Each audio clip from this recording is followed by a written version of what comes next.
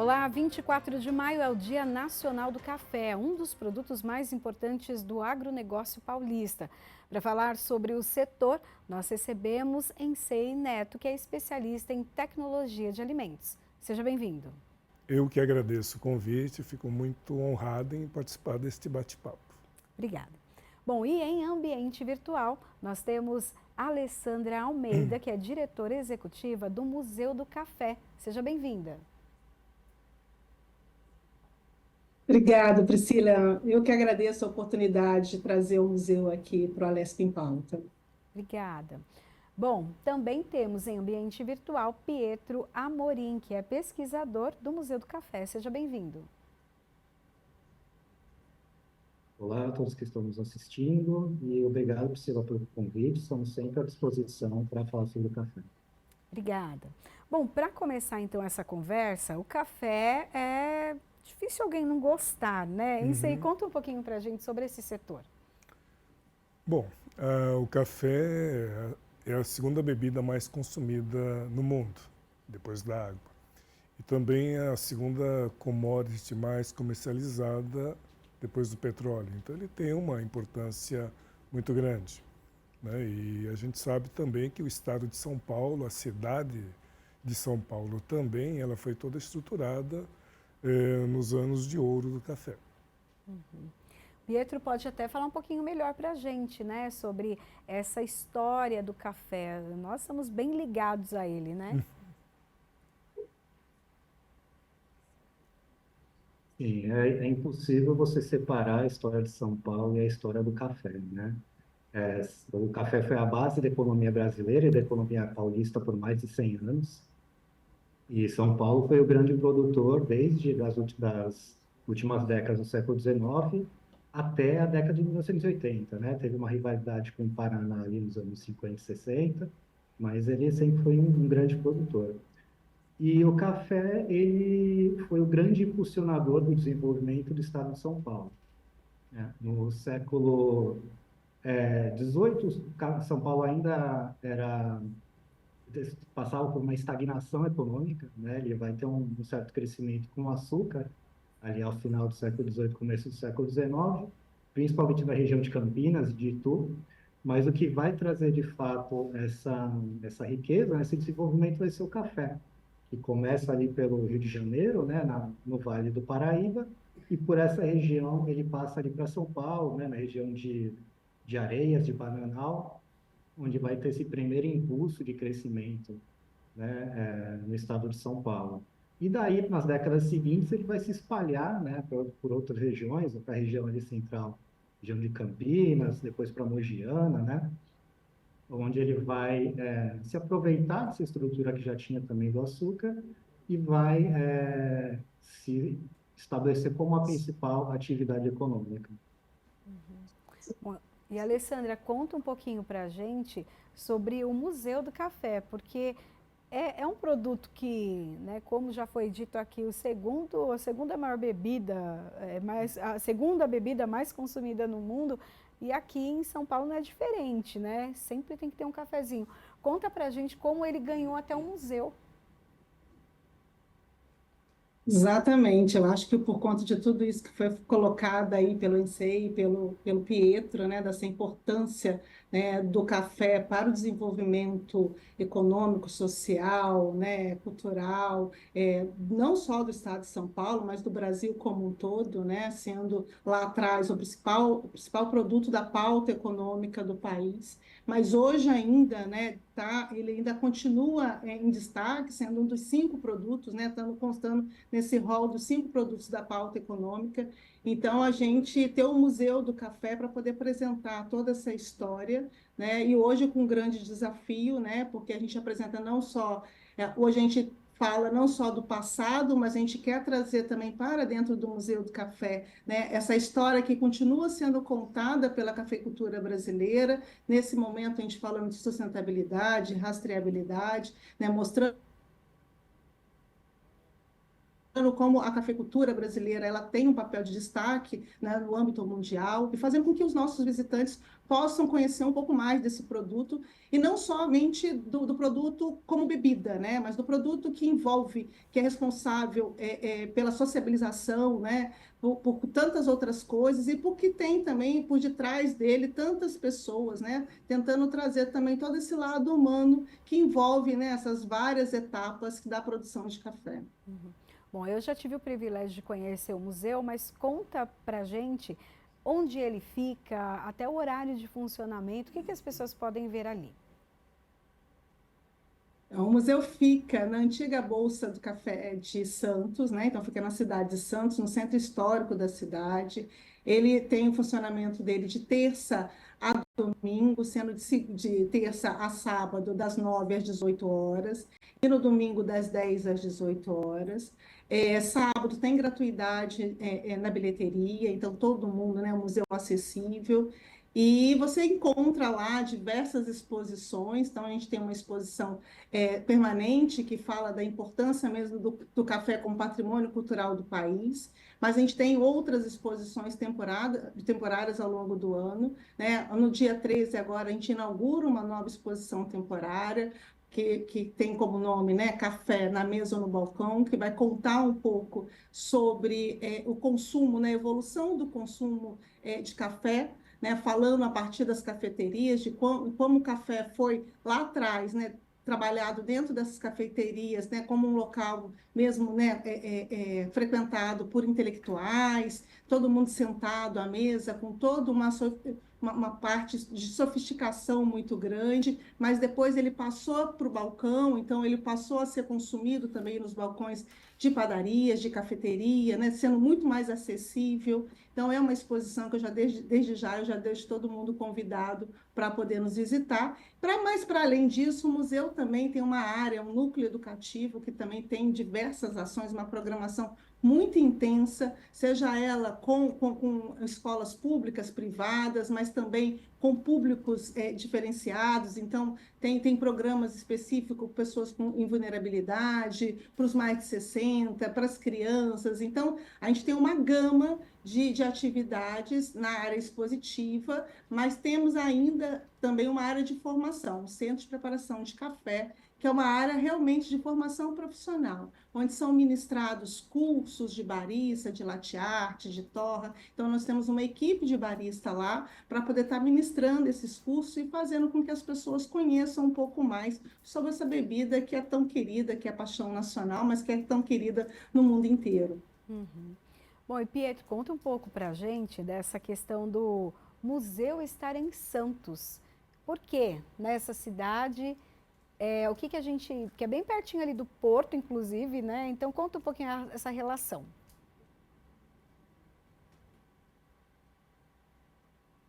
É bem específico isso, né? Bem curioso, porque a gente teve, né, em outros momentos, museus em fazendas, né, mais ligados ao interior, e a gente está no litoral, né? Como eu estava dizendo anteriormente, o café ele passa a ocupar diversas regiões ali no interior, mas ele precisava de um porto específico para fazer, né, escoar essa produção.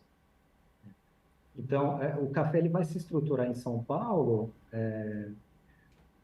com essa produção no interior, a capital como um centro administrativo, né, e como um centro logístico, e o Porto de Santos como o exportador, e não só isso, mas também como um grande centro comercial, né, de comercialização e de preparação do café a ser exportado, né?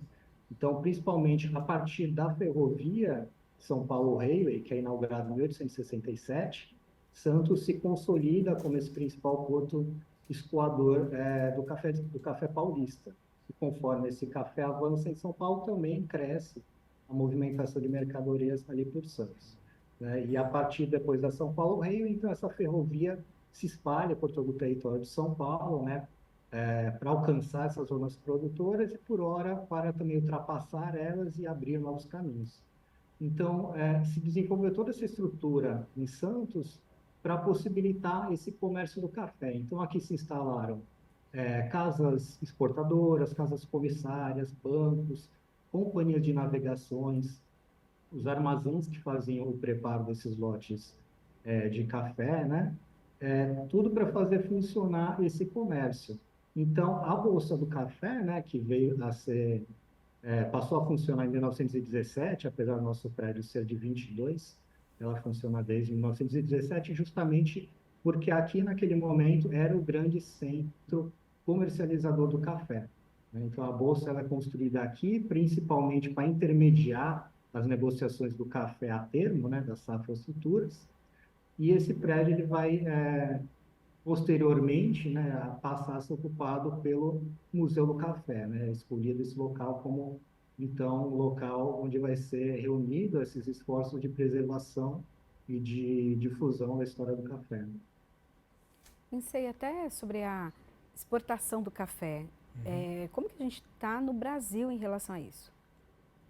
Bom, o Brasil ele é o maior produtor, né, de café e por isso mesmo também é o principal exportador. Então, se você comparar, basicamente o Brasil ele responde por quase um terço do que é produzido, um pouco mais de um terço do que é produzido no mundo. Então, mesmo com o consumo interno que é gigante, né? O Brasil é o segundo maior país consumidor de café, mas o volume exportado também é sempre de longe o maior do que existe assim no mercado. Então, a estrutura de portos ela é muito importante, não só Santos, nós temos outras hoje que estão se desenvolvendo rapidamente em outros estados, mas ela faz parte de um esforço até maior que do governo, digamos assim, federal, para tornar ainda mais ágil a comercialização e principalmente a parte logística do café. Aí tem a questão do porto e também a parte ferroviária, né, que nós tivemos muito forte e um crescimento por conta do café, né? Assim, inclusive São Paulo, quando você pega todas as regiões conhecidas como produtoras de café, são justamente os nomes dos ramais ferroviários. Então, como você tem Noroeste, Alta Paulista, Mogiana, é justamente o nome de cada um desses ramais, né? Hoje, praticamente, é 100%, quase, ou próximo de 100%, que é feito por rodovias, né?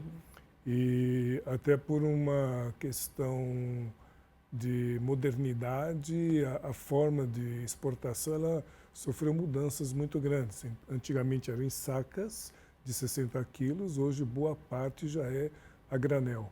Então, os caminhões já vão com o container fechado, lacrado e pronto para entrar no navio. Então, isso agiliza muito, torna bastante rápido e eficiente o trabalho de exportação.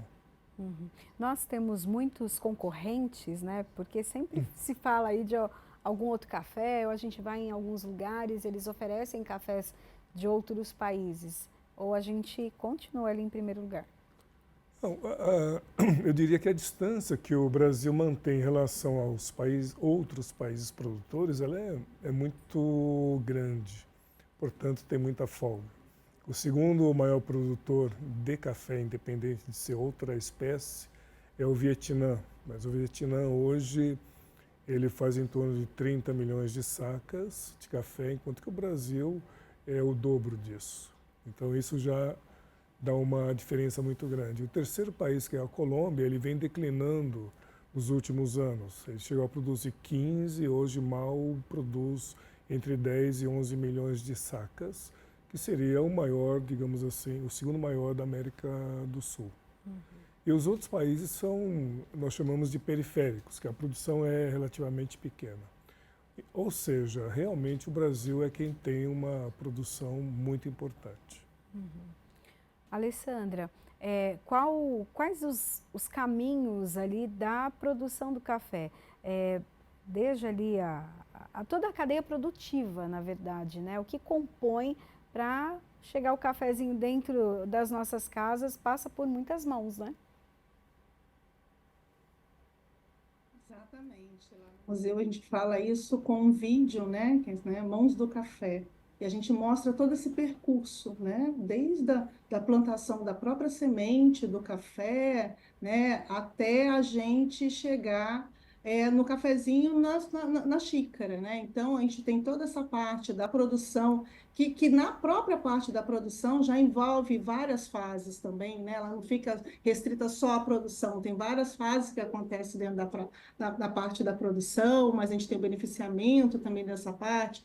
Temos a parte da indústria, do comércio, própria exportação, como foi mencionado pelo ICEI, né? Então, a gente tem muita coisa para poder chegar até a xícara. E antes da xícara ainda, a gente tem, né, essa área desenvolvendo muito do próprio consumo, né? As pessoas hoje, há uma demanda muito grande, né, dos consumidores de saber um pouco mais do café, de querer um café com mais qualidade, de ter um paladar mais requintado para poder tomar um café, de querer conhecer outros métodos de preparo de café, não só o café expresso, mas o café coado. Então, a gente tem uma variedade de profissionais envolvidos, né, dentro do setor cafeeiro, que ela é muito grande, né, e faz com que a cafeicultura fique, né, os cafés do Brasil se destaquem cada vez mais. Uhum. E até dentro ali do museu nós temos uma cafeteria diferenciada também. Fala um pouco disso para a gente, tanto o preparo quanto os cafés e o clima.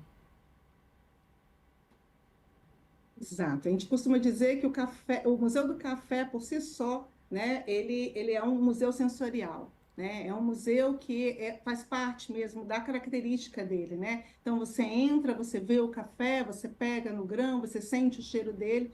E a cafeteria do museu, ela tem um papel completamente diferenciado de qualquer outra cafeteria, de qualquer outra cafeteria dentro de museus ou dentro de um equipamento cultural, né? Ela é uma continuidade da visita, né, do turista, né, do visitante de chegar lá. Então, ele faz todo o percurso das exposições, conhece um pouco mais e, ao final, ele pode degustar um café de várias regiões do país, né? Ele pode escolher, ele pode tomar o blend da cafeteria, que é muito bom, mas ele pode escolher uma outra região. Eu quero tomar da Alta Mogiana, ou eu quero tomar lá do sul de Minas, e ele escolher e tomar esse café dentro do museu. Então, a cafeteria do Museu do Café, ela tem um diferencial muito grande, né? Porque ela realmente ela está dentro do percurso da visita, né? Do turista, daquela pessoa que está interessada. E, além disso, como eu mencionei anteriormente, a gente tem a questão do próprio centro de preparação do café,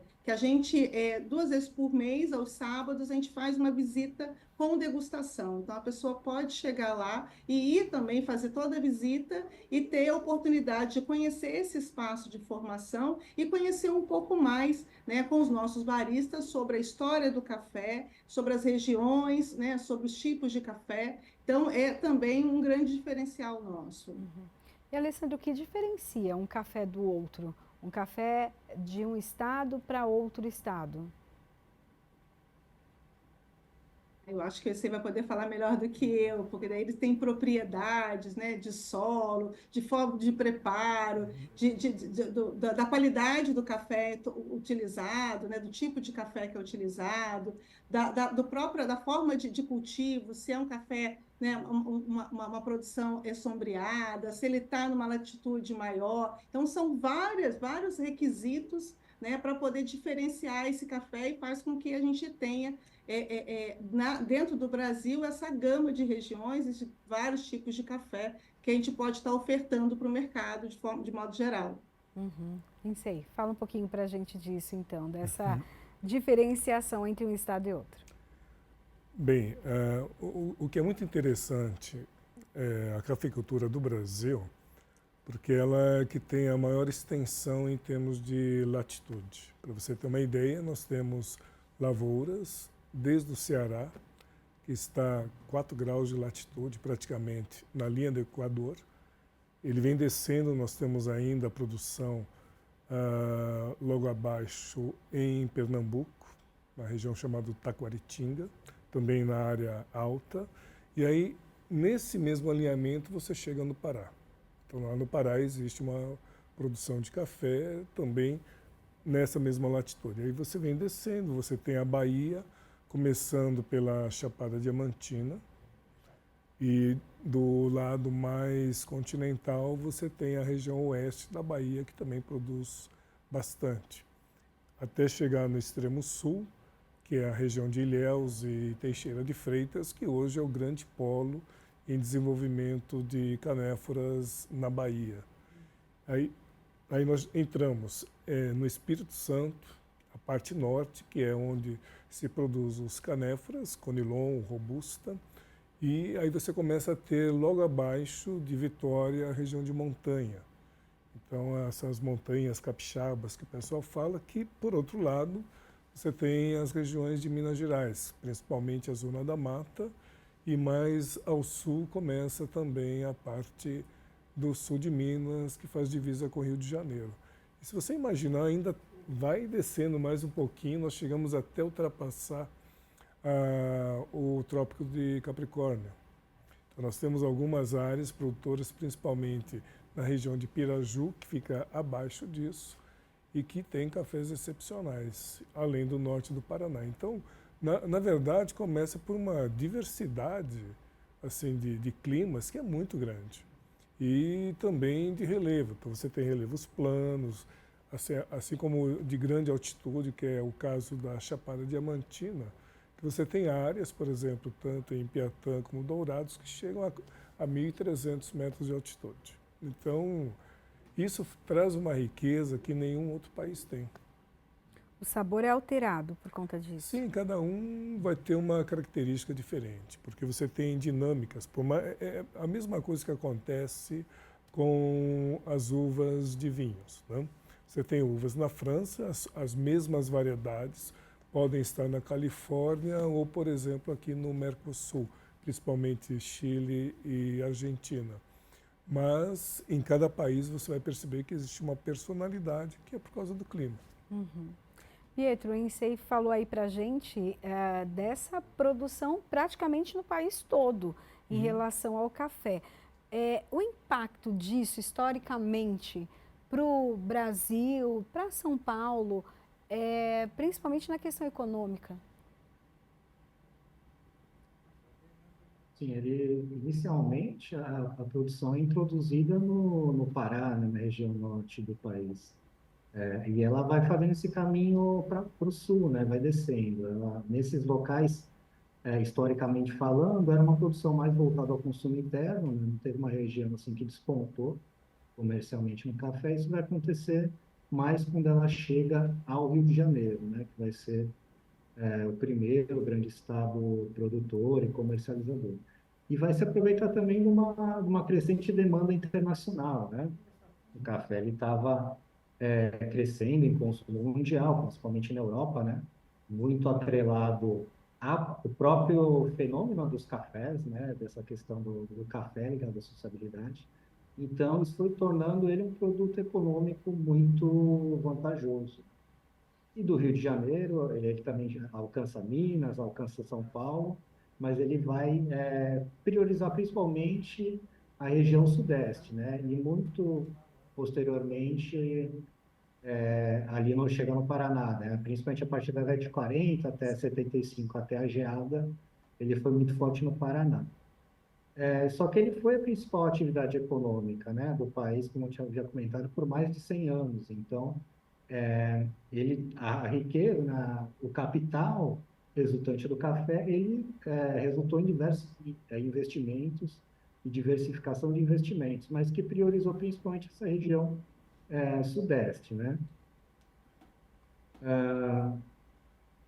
Isso vai gerar, então, um investimento assim, de infraestrutura, né, nessa região, vai influenciar a urbanização das cidades, né? E também vai ter um certo cuidado, principalmente no sentido de políticas econômicas que priorizassem a atividade cafeira, né? Então, por mais que ele tivesse, nesse momento, uma produção mais localizada nessa região do Sudeste, ele interessava nacionalmente. Tá ótimo. Bom, a gente vai fazer um pequeno intervalo agora, porque tem mais assunto. A gente Eu, pelo menos, amo café, então tem muita coisa para perguntar. Daqui a pouquinho a gente volta.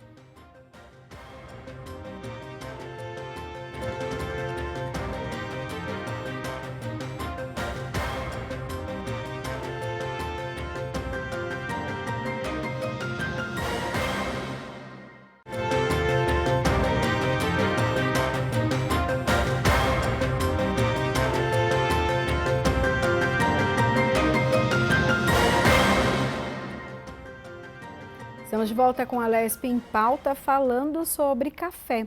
Dia 24 de maio é o Dia Nacional do Café e nós estamos debatendo esse tema, a segunda bebida mais consumida no mundo.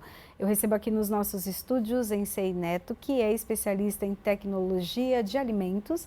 Também tenho, só que em ambiente virtual, Alessandra Almeida, que é diretora executiva do Museu do Café, e Pietro Amorim, pesquisador do Museu do Café. Bom, falando um pouquinho então sobre o Dia Nacional do Café, vocês fala pra gente então desse dia, né, o que representa ele e até que o café, ele tem impacto na Bolsa de Valores? Me conta.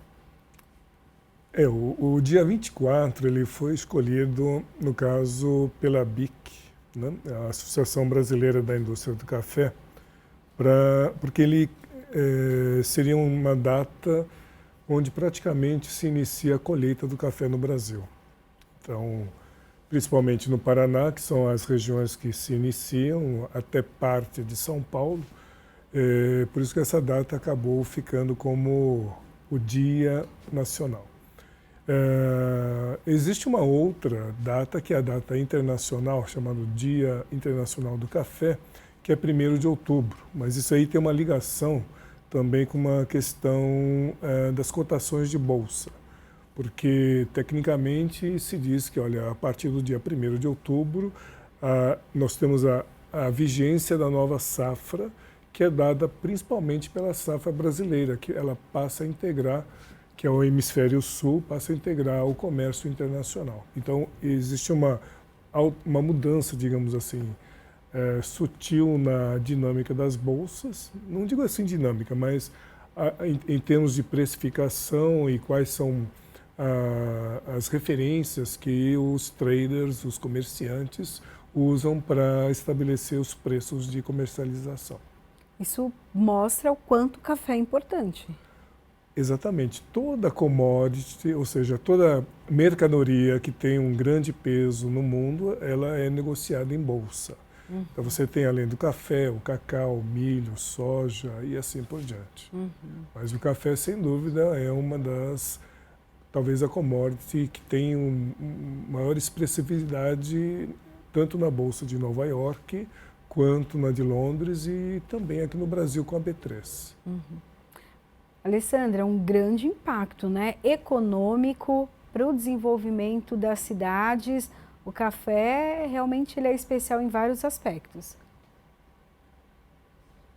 Com certeza, ele é especial em vários aspectos. Todo mundo que trabalha com café costuma dizer que quando você é picado pelo bichinho do café, você não consegue mais sair, é um amor à primeira vista. Todo mundo que começa a trabalhar com café, ele acaba levando quase que a família inteira para poder trabalhar junto com ele, e vira um amor muito grande. O café, ele envolve muita gente, né? É um produto que ele tem essa relação humana muito forte, né? Então, ele, por conta de tudo, né, da dificuldade mesmo de produção, né, do quanto que ele demora para poder passar por todas as etapas, mas ele faz com que são muitas pessoas por detrás do grão de café, e faz com que ele fique mais forte. E tem toda essa questão histórica também, né? No Brasil, né, o desenvolvimento do país a partir do descobrimento do café chegando ao Brasil, né? O café vai fazer 300 anos desde que chegou ao Brasil, né, em 2027. Quer dizer, mais uma data aí, a gente está falando de datas comemorativas, Dia Nacional, Dia Internacional, e a gente vai ter, em 2027, 300 anos do café no Brasil. E tem uma história muito, muito longa, né, e muito importante para o país, por detrás desses 300 anos, né? No decorrer desses 300 anos. E eu acho que a gente está ainda só na metade do caminho dessa história, né? Então, tem muita coisa acontecendo e a gente vê a cafeicultura se transformou muito nesses últimos 20 anos, né? O Brasil deu um salto em produção, deu um salto na utilização de tecnologia, inovação, a pesquisa. Então, fez com que o Brasil realmente ganhasse cada vez mais um status muito mais apurado quando comparado aos outros países produtores e exportadores de café. Pietro, você como pesquisador, o que você achou de interessante, inusitado, durante as suas pesquisas em relação ao café? Olha, trazendo assim um pouco mais para o que a gente está pesquisando recentemente, né? Citar, por exemplo, essa exposição, né, que a Alessandra já apresentou, que é Café na Mesa no Balcão, e que a gente estudou um aspecto que ele não é muito pesquisado, a gente não tem muitos indícios históricos, né, que é justamente o Brasil enquanto um país consumidor, né, e principalmente esse consumo fora de casa, né? Não, pouquíssima bibliografia assim que a gente encontrou, né? Precisamos ler muitos jornais, buscar muitas fontes primárias para tentar entender um pouco quando que ele começa, o café começa a ser consumido de uma forma mais expressiva aqui no Brasil, né? A gente sabe que ao longo do século XVIII ele já era consumido, já existiam estabelecimentos, né? Botequins, lugares que vendiam café, mas ele vai se tornar um fenômeno assim de consumo maior a partir do século XIX, né? Também tendo esse início no Rio de Janeiro, justamente com uma importação de costumes europeus, né? Esse costume de você tomar o café em um ambiente específico para isso, né? Como uma forma de sociabilidade. Então, a gente descobriu nessa pesquisa isso, né, que começa aí a partir, principalmente com a vinda da família real, né, e essa importação de costumes europeus, a vinda também de imigrantes, vai se desenvolvendo esse hábito de tomar café, nesse período. Então, eram estabelecimentos que eram quase que cópias e, de certa forma, adaptação desses modelos, italianos, franceses, belgas, né? É onde o café ele passa a ser uma bebida consumida, não também não só pela manhã, como era de costume, mas passa a ser consumida ao longo do dia, né? E atrelada a essa questão da sociabilidade muito forte, né? Os cafés, eles se espalham, começam no Rio de Janeiro, mas se espalham também por São Paulo e outras regiões, e se tornam também círculos de intelectuais, de artistas, de músicos, né? E nesse modelo de café com aquelas mesinhas, né? As mesinhas de mármore, cadeiras de madeira, com uma coisa mais realmente de você tomar o seu café ali, conversar, né? Com um pouco de calma. E esse modelo de estabelecimento, nessa forma de se beber, vai se transformando ao longo do tempo. Então, aí já no começo do século XX, se introduz uma nova forma de tomar café, que é o café no balcão. Já é aquela coisa que eles chamavam de cafés expressos, né? Não necessariamente por ter uma máquina de expresso, mas sim por causa dessa agilidade, desse hábito mais rápido, né? Mais corrido de se tomar café, né? Diferente daquele modelo tradicional. Então, essa forma de se tomar café fora de casa, ela vai se transformando. Então, esse período do balcão, ele vai durar bastante tempo, né?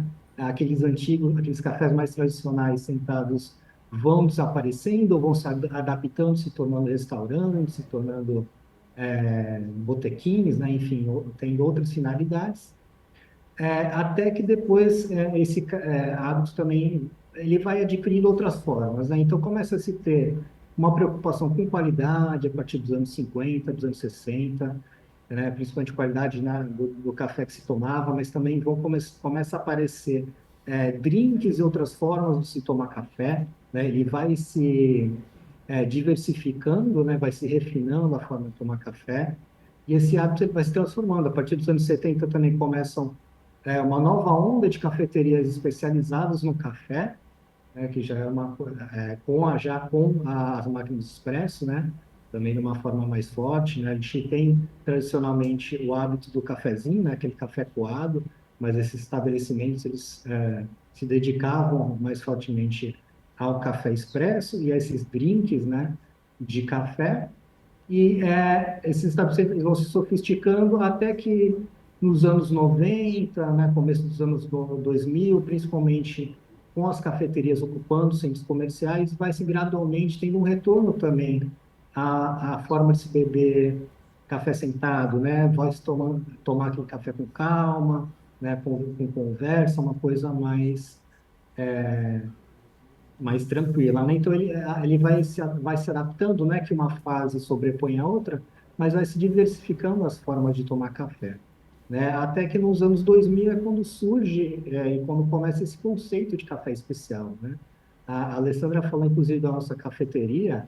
Ela é uma cafeteria pioneira, porque quando esse conceito de café especial estava surgindo no começo dos anos 2000, que foi o ano de inauguração dela, ela já trazia esses cafés de diferentes regiões, já explorava essa questão da diversidade no paladar, trazia um torrador indoor, né, que era algo que hoje é muito comum, mas aqui naquela Uhum. época não era tanto, né?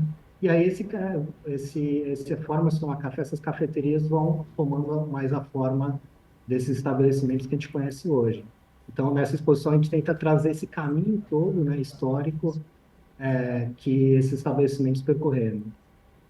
Alessandra, também é a abertura e a expansão profissional para algumas pessoas, né? Ter então esses cafés especiais, inclusive como você mesma comentou, dos cursos para baristas, né? Então profissões já diferentes, não que já tenha um tempinho, né? Ali a profissão do Uhum. barista, mas parece que ficou ainda mais chique, né?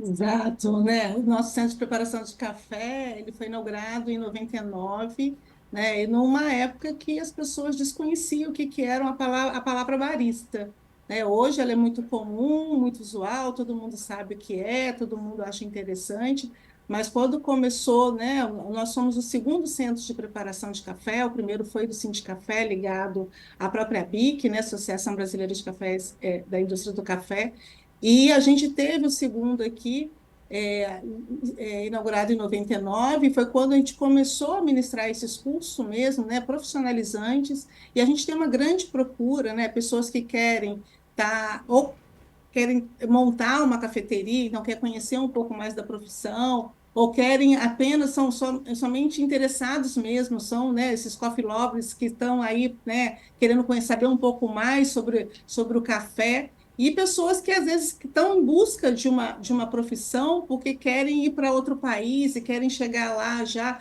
apto a poder tá entrando no mercado de trabalho.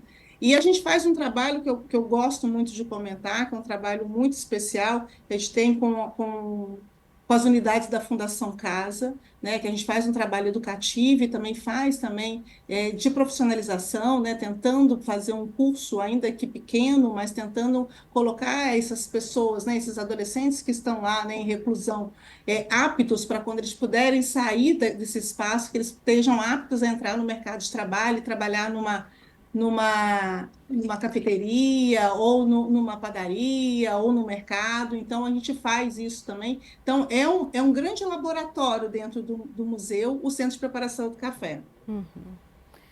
Em si, vamos falar da tecnologia? O que a gente tem hoje? Como que foi essa evolução da preparação do café, mas do plantio? E como que a tecnologia está ajudando hoje? Bom, acho que é importante a gente levar em consideração que, pelo fato de ser o país com a maior produção de café, também tem os centros de pesquisa de maior referência no mundo. Então, o principal deles é o IAC, que fica em Campinas. Então, boa parte do que nós temos hoje, em termos de variedades de café plantadas, saíram do IAC. Então, ele é o primeiro ponto de partida, né? Depois disso, você tem várias entidades que se organizaram e já nos final dos anos 90 para 2000, foi criado o Consórcio Brasileiro de Pesquisas Cafeeiras, que junta todas as universidades, entidades de pesquisa, né? Eu tive a oportunidade de fazer parte como revisor ad hoc. E aí é o que fazia com que toda a pesquisa ela tivesse condições de ser compartilhada de uma forma mais eficiente, mais rápida. Então isso fez com que a produção cafeeira do Brasil ela avançasse muito rapidamente, né? Só para você ter uma ideia, nos anos 70, né, até 60 e 70, a produtividade média era de 8 sacas por hectare. Tá? Lembrando que um hectare são 10 mil metros quadrados. Uhum. Quando houve o que nós chamamos de o segundo choque de geada, que foi, nós teve em 75, que foi a grande geada, que praticamente dizimou o Paraná, e foi quando deu início à produção no Cerrado Mineiro. Então, ela foi importante porque você abriu uma nova área. Uhum. E depois, em 95, foi quando, inclusive, o Cerrado ele teve problemas. A parte da geada atingiu, além do sul de Minas e outras regiões de São Paulo. Depois desse rearranjo, digamos, que foi necessário, a produtividade ela passou para 18 sacas por hectare. E para você ter uma ideia, 2 anos atrás, o Brasil bateu 32 sacas por hectare. Então, isso significa que a parte agrícola teve um desenvolvimento fantástico. Uhum. Por outro lado, também, na parte industrial, aqui no Brasil está a maior planta industrial de café do mundo, que fica em Jundiaí. Para você ter uma ideia, é uma multinacional, né? E eles têm, só para você ter uma ideia do que é o volume de tecnologia, etc., eles têm 7 equipamentos, onde cada equipamento ele consegue liberar a cada 5 minutos meia tonelada de café torrado. Então você imagine isso por 7 equipamentos, 24 horas, 7 dias por semana. Uhum. Então por isso que é a maior planta do mundo. E quando você visita tanta parte assim de controle de qualidade, pesquisa, é o que existe de mais avançado. Uhum. Então o Brasil também na área industrial ele detém assim um padrão de tecnologia e de qualidade que é muito assim próximo do que você vai encontrar em qualquer outro país. Alessandra, no museu a gente costuma sempre pensar nas coisas antigas, aquilo do começo, ter até algumas máquinas que a gente olha hoje e fala, nossa, parece tão diferente, né?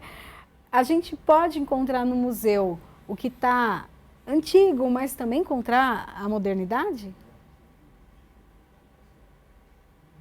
O museu passa, desde 2021, por um grande processo de reposicionamento institucional, né? Então, até então, o museu tratava só da cafeicultura passada mesmo, né? Só queria mostrar mesmo a parte histórica mesmo da cafeicultura. E de 2021 para cá, a gente entendeu realmente que a gente precisa acompanhar e registrar essa movimentação desses setores da cafeicultura hoje. Quais são as temáticas que estão sendo trabalhadas, como é que eles estão fazendo isso? A Ensei falou dos institutos de pesquisa super importantes, o quanto eles trabalham, o quanto eles têm evoluído, o quanto eles têm contribuído para os cafés do Brasil, né? E a gente tem várias entidades de classe também, né? Diversos segmentos. Então, a gente tenta, e a gente tem feito isso de 2021 para cá, a gente começou a se aproximar dessas entidades de classe, desses institutos de pesquisa. Então, foi citado o IAC, com quem a gente tem já um relacionamento bem estreito com eles, né? O pessoal lá do Instituto de Campinas. E a gente tem buscado isso porque, nesse momento, a gente está desenvolvendo a nova exposição de longa duração do Museu do Café, que a gente pretende inaugurar no finalzinho de 2025 início de 2026, né? Para poder dar conta de contar o passado, mas de trazer também o presente. Então, a gente quer que o visitante ele saia do museu entendendo a importância histórica da cafeicultura para o desenvolvimento do país em várias áreas, como a gente já falou aqui hoje, mas quer que a gente entenda, a gente quer que ele entenda a posição da cafeicultura brasileira hoje, né? O quão ela é importante, né, no ambiente mundial. Né, o quanto ela é representativa, né? Então, a gente falou aqui, todo mundo aqui falou várias vezes do Brasil sendo o maior produtor, o maior exportador, o segundo maior consumidor, né? Então, a gente quer que o nosso visitante ele saia dali entendendo tudo isso, entendendo que o Brasil exporta para mais de 130 países, né? Entendendo a potência da cafeicultura brasileira hoje também, tendo orgulho dessa cafeicultura, entendendo que a cafeicultura hoje ela está trabalhando, pautada num assunto que ele é trabalhado mundialmente, que a gente está falando da sustentabilidade, né? O quanto o Brasil se destaca em sustentabilidade, né? Lógico, a gente precisa ainda evoluir muita coisa, mas quando a gente fala em cafeicultura, houve um salto também nisso, né? Na produção, nesse entendimento por todos os atores da cafeicultura, né? Até mesmo por conta de uma demanda mundial, que as pessoas querem trabalhar, querem saber, né, da sustentabilidade da cafeicultura, de todos os produtos, mas a gente trabalha com isso, com o café, né, da rastreabilidade, de onde está vindo esse café, e hoje há um esforço mútuo, né, de todos esses segmentos tentando demonstrar isso. Então, a gente precisa fazer com que esse visitante saia reconhecendo isso. E nós, como um local de memória, a gente precisa também acompanhar isso, porque daqui a 5, 10 anos, a gente tem que falar o que está acontecendo hoje. A gente tem esse compromisso com o nosso público, né? A gente precisa se reconhecer como um local, né, como um equipamento museológico, se reconhecer como um espaço de memória, mas a gente não pode ficar com um espaço de memória só do passado. A gente tem que entender que o presente amanhã vai virar passado. E a gente tem que dar conta de contar isso daqui a 5, 10 anos. Uhum. E Ensei, dentro de todas essas possibilidades e avanços da tecnologia, ainda tem espaço para mais agricultores, mais pessoas envolvidas nessa área, outras áreas também, então, seja ali de divulgação, tem espaço para mais gente trabalhar com café? Ah, sim, espaço não falta. E é importante até você observar, a evolução do café, ela tem sido muito grande aqui no Brasil, principalmente por dois aspectos importantes. O primeiro é um produto que se tornou um produto de moda. Uhum. Então, e a gente considera dentro assim, da área de marketing um produto que ele tem longevidade, quando você tem, de forma crescente, a entrada de novos consumidores e que esses consumidores são jovens. Então, isso significa que a longevidade desse segmento ela vai ser grande. Então, esse é o primeiro aspecto. E o segundo é que a cafeicultura brasileira está passando por um processo muito forte hoje de mudança de bastão. Então, são os filhos que estão assumindo, é um pessoal jovem de cabeça aberta e que tem orgulho do que faz, porque as pessoas só continuam na atividade se ela tiver orgulho. Senão fala, nossa, isso aqui é mico, eu vou mudar de setor. Sim. Mas o que acontece no café é justamente essa motivação para os filhos continuarem e fazer com que a atividade cresça. E automaticamente isso acaba se tornando um círculo virtuoso. Então ele contamina de uma forma assim benéfica, digamos assim, em toda a cadeia. A reverberação é automática. Então, da mesma forma, eu lido muito com a indústria e também com a ponta consumidora. A demanda hoje por inovação, produtos, tecnologias, ela nunca esteve tão grande como nesses últimos 2 anos. Então, o que as empresas estão absorvendo e implantando em termos assim, de tecnologias para ter produtos melhores é assim, muito bom, porque ele dá uma sinalização de que esse mercado ele vai só crescer. Uhum. E Pietro, até dentro desse assunto que a gente falou agora com o Ensei, sempre se fala, vamos tomar um café? Então, e esse café pode ser o quente, o gelado, pegar o café e sair andando, né, na rua, não pode ser aquele que a gente para numa padaria, para num lugar específico de café para tomar, mas também é uma evolução da sociedade.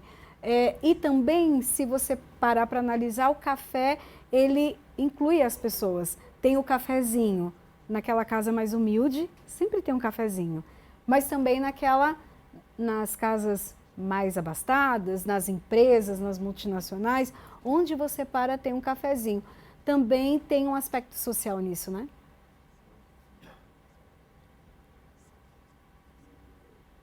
Sim, atualmente a gente já pode dizer que a maior parte do brasileiro consome café, né? Se tornou uma parte da nossa própria identidade, né? Um hábito dentro de casa, né? Como uma coisa de sociabilidade, né? De recepção das pessoas, fora de casa também, como, né? Uma forma de você sociabilizar. E eu acho que o café ele se ampliou, né, se diversificou, né, como a gente já conversou aqui, existem diversas formas de extração de café, de formas de misturas de café, de qualidades diferentes para atender diversos sabores, né, diversos paladares, né? Eu acho que existe uma diferenciação talvez econômica no sentido de que nem todo mundo consegue adquirir todos os cafés, né? Isso a gente não tem como dizer que todos são acessíveis a todo mundo, mas eu acho que existe uma amplitude de café que consegue se adequar à demanda de qualquer pessoa, né? Não existe aquele café ruim, né? O café que é adequado para os vários tipos de paladares. Bom, essa conversa maravilhosa, mas chegou ao fim. Eu quero agradecer a participação dos nossos convidados, Ensei Neto, especialista em tecnologia de alimentos. Muito obrigada. Eu que agradeço. Também a Alessandra Almeida, diretora executiva do Museu do Café. Muito obrigada e já deixo um recadinho aí da nova programação. Eu que agradeço novamente a oportunidade, é um prazer estar aqui com vocês. Eu quero convidar todo mundo a nos acompanhar pelas redes sociais, então, @Museu do Café, conhecer um pouco mais de todas as atividades que a gente realiza, ou acessar nosso site, museudocafé.org.br. E quero deixar novamente o convite aqui para que todos possam comparecer à abertura da nossa exposição Café na Mesa ou no Balcão, no dia 13 agora de abril, às 11 horas, no Museu do Café, no Centro Histórico de Santos. Obrigada. Também agradeço a participação de Pietro Amorim, que é pesquisador do Museu do Café. Muito obrigada, então, pela sua participação.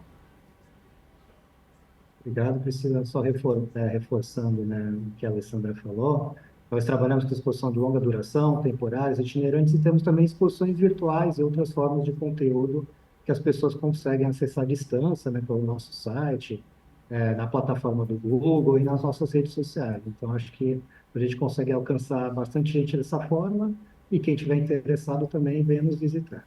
Ok, obrigada. Bom, a Alesp em Pauta fica por aqui. A gente se encontra na programação da Rede Alesp. Até o próximo programa e bora tomar um café. Tchau, tchau.